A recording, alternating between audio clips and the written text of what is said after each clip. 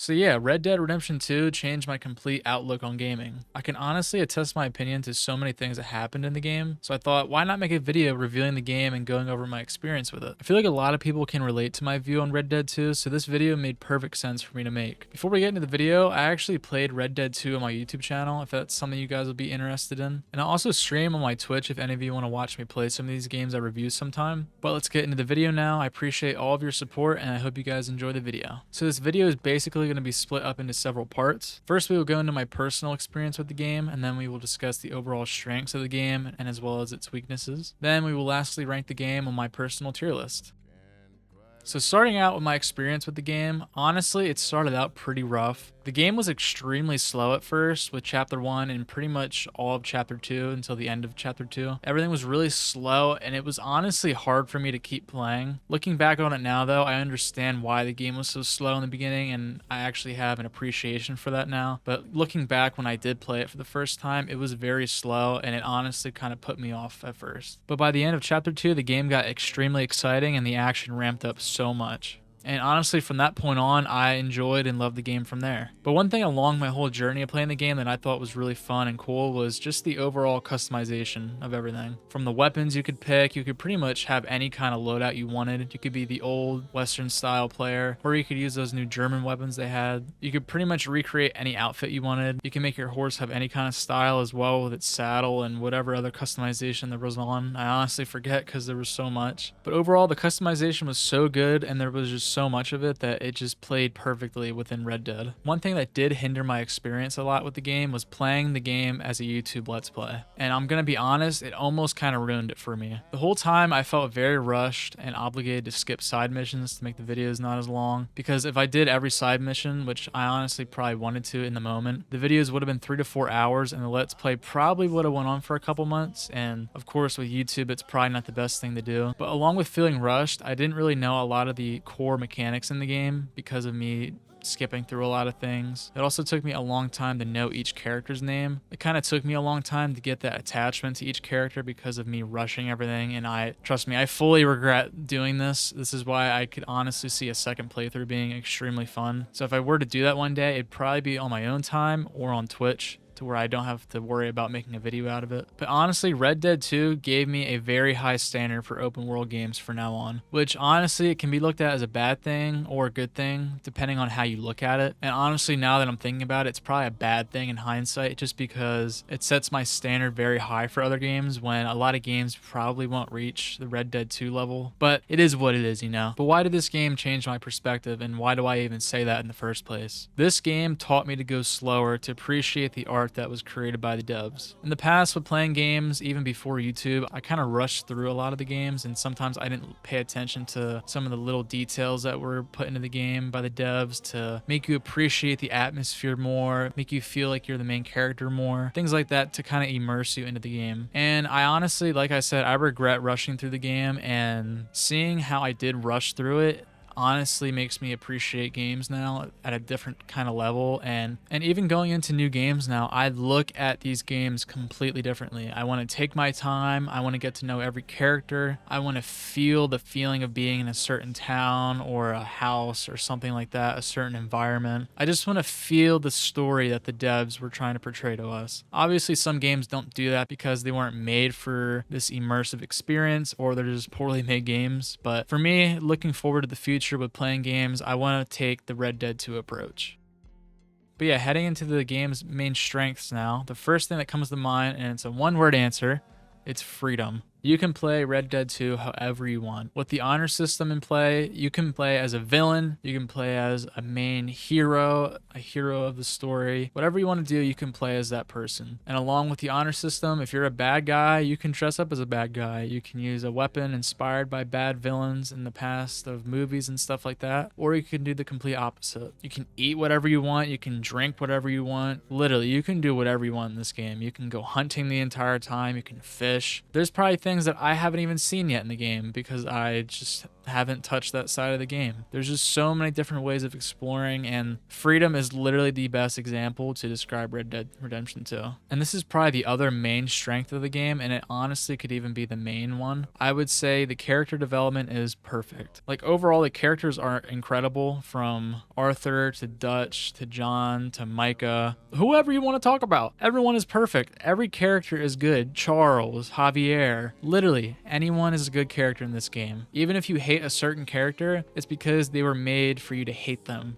It wasn't because their character design is bad. It's just that's who they are. And I won't say who I'm talking about in case you haven't played. And of course, Arthur is great. And honestly, Arthur may be one of the best main characters of all time. But I wouldn't even be opposed to any other character being the main person in the game. Like, I feel that you could even make the game all about Charles somehow. Like, it's just, there's so many possibilities for this game because the characters are so perfectly written that it just creates endless opportunities for the game to be played a different way. The perfect comparison I can relate Red Dead 2 characters to is something of a TV show. Like even like Breaking Bad, how you see Walter White's progression throughout the entire show. It's perfect character development, as well as Jesse and stuff like that. It makes you appreciate these characters even more and just have a deep love and affection for them. Okay, that kind of sounded weird, but you guys know what I mean. But the other main strength of the game is the attention to detail. I think I've pretty much touched on this already, but the detail in this game is freaking insane. Like even just one feature that you have to clean your gun for it to be like operating as normal, like that's a detail I never would have thought that would be in a game. Like I didn't realize you could clean your gun until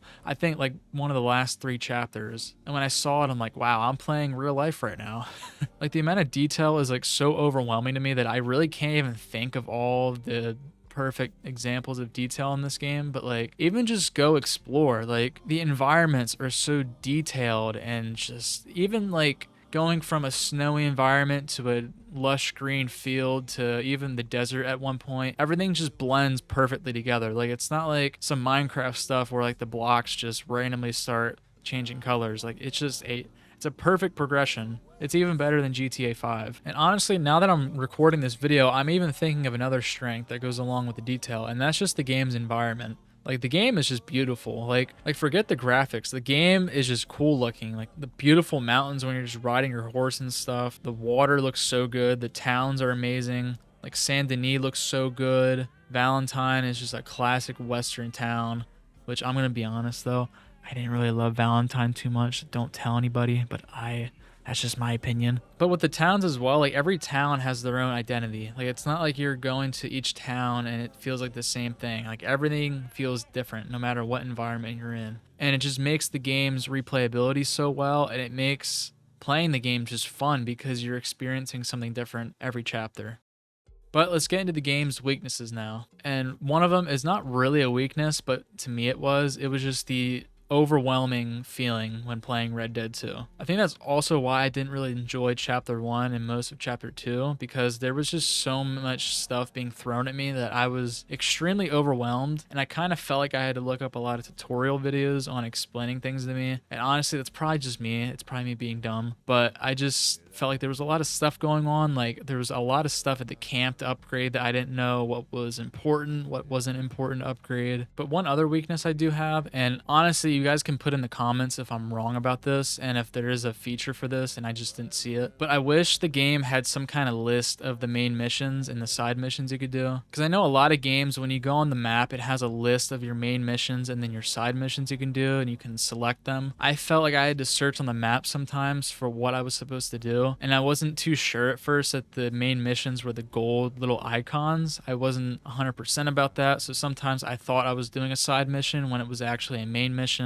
I just feel like the game could have gave a little bit more direction. I don't know if that's just me being weird or something, but that's just how I felt playing at the time. Looking back on it now, if I did a second playthrough, I'd have no issue, but that's just me having the prior knowledge at this point. But then one other thing, and I mentioned it before, was that slow start in the beginning. I feel like, well, actually, I don't even know how you would change that. I feel like it kind of needed the slow start to introduce you to the characters and the environment and stuff, because I also have to say this, I never played Red Dead 1, so this is my first first game within the franchise, so I didn't have that familiarity with the characters and stuff that were probably in Red Dead 1. I'm not too sure who was, but also the Guarma chapter. I kind of liked the chapter, but I'm gonna be honest, it felt extremely random. I was like, wait, why is this in the game? Like, it's kind of cool, but I'm like, it doesn't really make sense to me. Like, I understand how it happened and why it did, but I'm just like, why are we here?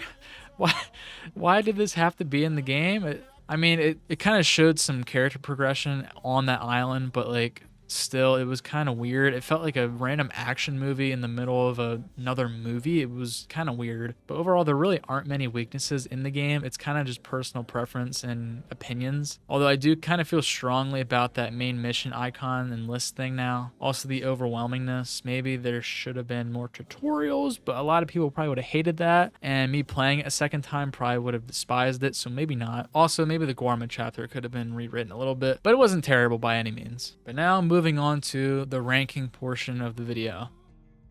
So this is the tier list I made for these kind of videos. We have the classic category, which is pretty much the generational games, the games that come out once a decade that just change gaming forever. Then we have perfection, which is S tier, amazing A tier, great, good, meh, and horrible. But where do we rank Red Dead Redemption 2 today? Honestly, it's kind of hard for me to pick, but I think today, maybe in the future, I will change my opinion, but today, Red Dead 2 is perfection. The only reason I don't put this game in classic is because I feel like it's not on a level of Minecraft, but then it's clearly on the level of perfection. Like, this is the definition of an open world game that is done completely right. And like I said before in the entire video, like there are just so many good things to talk about with this game. Like Red Dead 2 is a game where if you think of a PS4 or PS5, you're like, what game do you think of when you hear that? And you're like, Red Dead 2. Or you're like, what game do I want to replay the most? Red Dead 2. Red Dead 2 is just a perfect game. Like I said, with all its strengths, my experience, and with its few weaknesses, Red Dead 2 is a clear S tier or perfect game.